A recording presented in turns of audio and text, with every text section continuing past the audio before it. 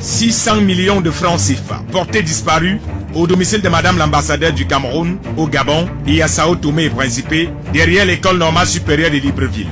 Et pourtant, il n'y a rien de normal dans cette histoire. C'est très facile de dire que c'est la femme de ménage qui a emménagé avec les 600 millions pour se dédouaner soi-même, qui était pourtant bien emballée dans les sacs Banjok, comme attendant que quelqu'un vienne les chercher pour les amener ailleurs. Nous sommes bel et bien dans un domicile privé.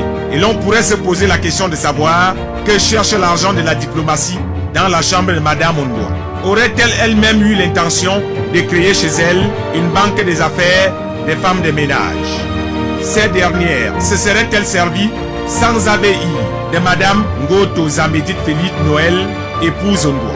Cette dernière a certainement confondu le coffre-fort de son domicile à celui de son bureau. Un peu comme un ministre de la communication de l'époque au Cameroun qui avait mis l'argent des médias dans son propre compte lors de la venue du pape au Cameroun, prétestant qu'il se faisait trop tard et que toutes les banques étaient fermées, sauf miraculeusement son compte privé à 2 h du matin. 600 millions de francs CFA, un argent qui pourrait construire plusieurs écoles au Cameroun, et donc actuellement dans les poches arrondies d'une femme de ménage. Un curieux vol qui ressemble à quelqu'un qui a dit « Avance-toi à Saint-Tropez et je te retrouverai pour qu'on aille ensemble au paradis fiscal sans mourir d'abord ». Qui n'aimerait donc pas être aujourd'hui la femme de ménage de Madame l'ambassadeur du Cameroun au Gabon, qui, à travers ce document, tente une explication qui ne pourrait pas la convaincre elle-même.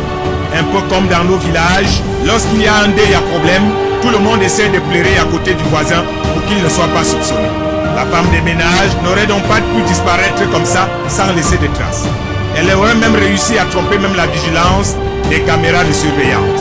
C'est donc un scénario bien écrit qui commence à ressembler à un film où l'on voit l'acteur et le chef bandit mourir tous deux à la fin. À suivre.